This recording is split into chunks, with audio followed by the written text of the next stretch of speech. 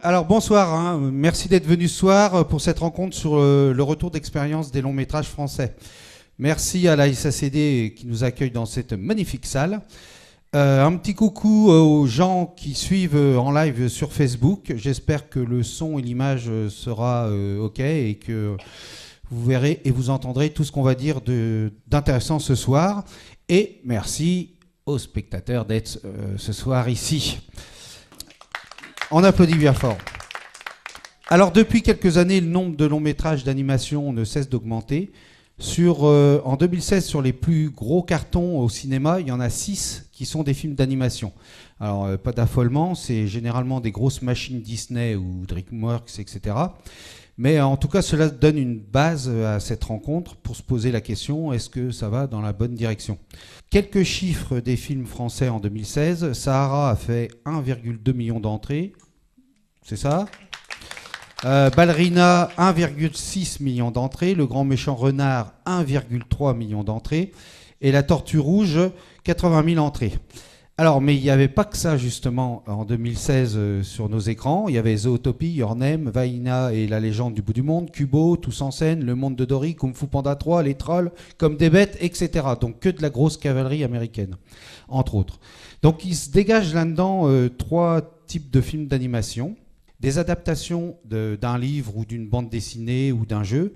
L'adaptation d'une série télévisée. Puis enfin, la création originale. Donc cette dernière catégorie est sans nul doute la plus risquée et s'appuie davantage sur le talent et le nom d'un créateur ou de celui de sa licence, plutôt que de celui de sa licence, puisque c'est pas trop connu. Alors ce soir, nous allons nous poser quelques questions autour de ce retour d'expérience. Quel est le temps nécessaire à l'écriture d'un film ? Comment trouver le bon producteur ? Et avec quels documents ? Un scénario dialogué, un synopsis, des recherches graphiques. Quelles sont les différentes étapes pour rentrer en production ? Le rôle du scénariste, de l'auteur graphique et du réalisateur dans tout ça. Comment fabrique-t-on, coproduit-on des films avec maintenant l'Europe ? Peut-on percevoir donc à travers les derniers films qui ont été produits des outils vers le succès ou pour éviter les écueils à éviter ? Qu'en est-il de la distribution de ces films à l'international, de la rentabilité, de leur carrière ? Pour mieux comprendre les mécanismes de la création d'un long métrage, nous allons faire un flashback avec nos invités. Revenir au début, à la genèse, à la naissance du bébé, comment sont nés les projets.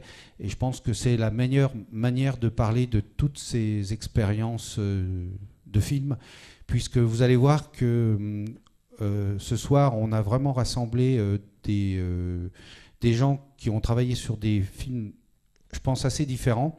Et vous allez voir justement que chaque film a une histoire, au-delà du scénario, une histoire différente dans sa création. Donc, pour répondre à ces questions métaphysiques, je change de page, parce que je ne me rappelle plus de rien sinon. J'ai invité Catel France, à ma droite. Donc, après être passée entre autres chez Xilam et Alphanim, tu es maintenant directrice générale et productrice du studio Sans Animation. Donc tu produis des séries comme Maya l'abeille, Nils Holgersson, Heidi, Arthur et les Minimoys, etc. Et après avoir produit Vic le Viking en série, le voici, lui et sa famille, propulsés dans le long métrage. Honneur aux femmes. Caroline Corr, vous êtes chargée de mission au service du soutien à la production, direction du cinéma du CNC. Donc Caroline est venue nous éclairer un peu sur l'évolution des devis, des différentes étapes de crédit d'impôt, etc. En résumé, si vous voulez faire un film, c'est à elle qu'il faut s'adresser et décrocher la timbale du CNC. Grégory à côté, Grégory Baranès, scénariste de séries, d'animation, live, de long, directeur d'écriture et maintenant producteur au sein de la société de production Favola que tu as créé avec Eric Sanson. Donc toi, tu es un tout jeune producteur. Et tu pourras nous dire si tu as été bizuté en arrivant dans la cour des longs métrages. Jean Regnault, complètement à ma gauche, journaliste, scénariste de fiction pour la radio, la BD, l'animation et pour le long métrage. J'ai même lu que tu as été chanteur de New Wave, et là, il faudra que tu m'expliques un peu plus. Alors, en tout cas, tu as écrit le scénario de la BD « Ma maman est en Amérique, elle a rencontré Buffalo Bill », et donc tu as écrit son adaptation pour le long métrage, qui a eu la médaille d'or du titre le plus long. Et tu as aussi collaboré sur le long du Grand Méchant Renard et sur l'adaptation en long métrage de Sam Sam. Eric Caz, à ma droite, donc, qui est le réalisateur de séries d'animation dont Les Didouilles, Trop. Je vous chante pas tous les génériques, sinon vous allez vous les mettre dans la tête. Kiri le Clown, Garage Club, K3, K3, K3. Adibou, il a fait la suite, on a travaillé plus ou moins ensemble, et la série Vic le Viking. Voilà. Donc tu réalises le long de Vic, et dont tu coécris le scénario.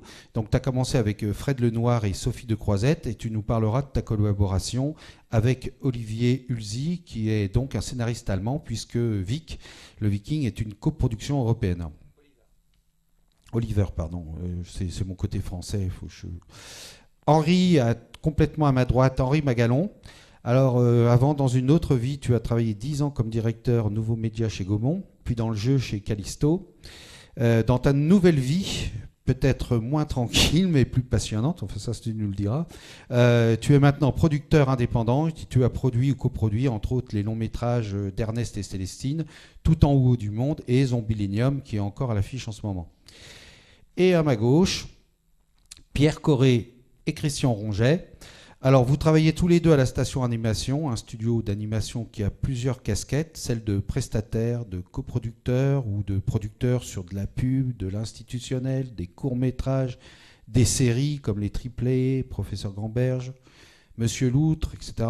Et sur les longs comme Couleur peau miel, L'illusionniste et donc le petit dernier, Sahara, qui est donc à plus d'1 million d'entrées. Et donc Christian, tu es le producteur du film, et Pierre, tu es producteur, co-scénariste, réalisateur du film. Voilà. Donc je vais déjà commencer par Catel, juste pour lui demander le passage entre l'adaptation de la série de Vic le Viking et du film.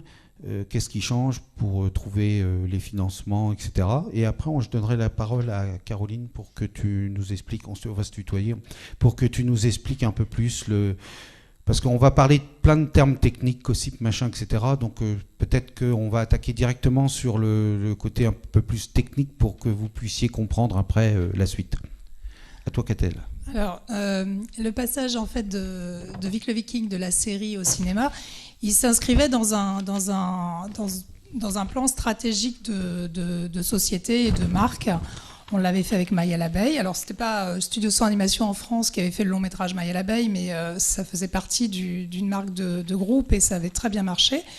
Donc on a voulu réitérer l'expérience avec Vic le Viking et on le fera très certainement avec Heidi parce qu'on mise sur des propriétés connues, européennes voire internationales, qui ont un fort potentiel et donc qui s'adaptent très très bien au cinéma. La différence entre être producteur ou productrice de séries télé et productrice de cinéma, moi j'ai redécouvert un métier. J'avais fait du cinéma d'animation en tant que productrice exécutive. J'avais fait 3 films de long métrage d'animation. Mais en tant que productrice déléguée, donc le producteur délégué est celui qui va chercher les financements et puis qui est garant quelque part d'une cohérence entre de tous les coproducteurs et puis également de toute la fabrication et tous les intervenants. Pour moi, c'était vraiment 2 métiers différents parce qu'on ne s'adresse pas du tout aux mêmes interlocuteurs en télé et au cinéma. Ce ne sont pas les mêmes personnes, ça ne suit pas les mêmes principes, même si c'est très proche, on a tout à réapprendre. En tout cas, ça a été mon cas. C'était super intéressant, ça l'est encore, c'est très dur. Même pour une propriété qui est un peu connue, c'est pas simple. Donc j'imagine à quel point ça doit être encore plus dur pour une création originale ou un film même d'auteur. Mais c'est un parcours hyper intéressant. Voilà. Tu m'avais aussi parlé du bizutage puisque tu arrives dans le monde aussi des producteurs de longs métrages, enfin de productrices pour toi. Ouais, excuse-moi. Donc je peux peut-être vous poser la question parce que vous qui avez fait de la série aussi avant, est-ce que vous avez eu le même ressenti par rapport à ce passage entre la série et le long? Oui, effectivement, comme ce ne sont pas du tout les mêmes interlocuteurs ni les mêmes circuits de financement, tout est à réapprendre. Et nous, notre stratégie, elle était relativement modeste de ce point de vue-là en tant que producteur. C'est qu'on s'est dit qu'on n'arriverait pas à vendre un projet complètement original qui ne s'appuie pas sur une licence détenue par un groupe qui a pignon sur rue. La première étape de notre stratégie, c'était de s'appuyer sur une coproduction avec des producteurs déjà établis dans le milieu pour que ça nous ouvre les portes et bénéficier aussi de leur expérience. Donc on n'y est pas allé tout seul en tant que producteur. Et c'était, je crois, vraiment la meilleure des solutions. Un jour, certainement qu'on produira des films tout seul. Mais là, c'est ce qui nous a quand même permis certainement de nous donner le coup de pouce permettant d'ouvrir les portes et de convaincre tout le monde. On avait déjà la caution de producteurs qui sont Mandarin Cinéma. Donc c'est avec Mandarin Cinéma. Et donc ça a été, dès le départ, pour vous, je dirais, une étape primordial, c'est-à-dire de ne pas commencer tout seul et d'aller voir quelqu'un sur lequel vous alliez pouvoir vous appuyer. Enfin, c'était votre stratégie, quoi, dès le départ. C'était notre stratégie. Elle n'était pas forcément plus simple parce que ce ne sont pas des gens qu'on peut convaincre facilement. Et ce sont de très bons producteurs, très exigeants, donc il fallait aussi arriver avec un projet qui puisse les convaincre. Eux ne sont pas producteurs d'animation, donc pour qu'ils passent le pas, il fallait qu'ils soient convaincus de l'intérêt du projet. Et d'autre part, il fallait les rassurer, comme tout producteur, sur tous les fantasmes, et qui ne sont pas toujours des fantasmes, sur les risques liés à la fabrication d'un long métrage d'animation, parce qu'il y a eu plein d'exemples dans les productions européennes de productions qui ne tenaient pas les délais, les plannings, les budgets surtout, et que c'est pour eux qui sont tout à fait établis et qui ne laissent jamais rien dériver, c'était une inquiétude légitime de point de départ. Grégory, toi qui as aussi gratté du côté de la série? Nous, enfin voilà, on a fait un choix, c'est de ne développer que des productions originales, c'est-à-dire qui ne sont pas des marques préexistantes, qui ne sont pas des licences. Donc, je vais vous montrer un peu des images, mais le cas de Sahara, on n'avait pas de. Donc effectivement, on n'avait pas une marque de serpent avant. Ils sont sur une créa originale, ouais, et ils ont réussi ce challenge parce que c'est un énorme challenge aujourd'hui. On y reviendra peut-être tout à l'heure, mais en tout cas que vous soyez une marque déjà établie ou une marque que vous souhaitez créer, aujourd'hui je pense qu'il faut qu'on soit tous dans un raisonnement de marque et de licence. C'est-à-dire que la question c'est comment avec de la créa originale aujourd'hui aussi créer de la marque et de la visibilité. Donc je rejoindrai là-dessus Catel qui dit voilà, elle a déjà une marque préétablie, une licence qu'elle développe. Alors évidemment chaque élément, chaque support, chaque format amène à la licence sa brique, la série, puis le long métrage. On l'a vu par exemple dans le cas des As de la Jungle. Là, c'est une série qui est devenue une marque et puis qui a eu un long métrage qui est très bien ficelé, qui amène quelque chose à l'univers. Donc je pense qu'aujourd'hui qu'on soit dans une marque préexistante ou qu'on ait une marque à créer, il faut qu'on réfléchisse comment on crée de la licence, comment on crée de l'attraction pour notre propriété.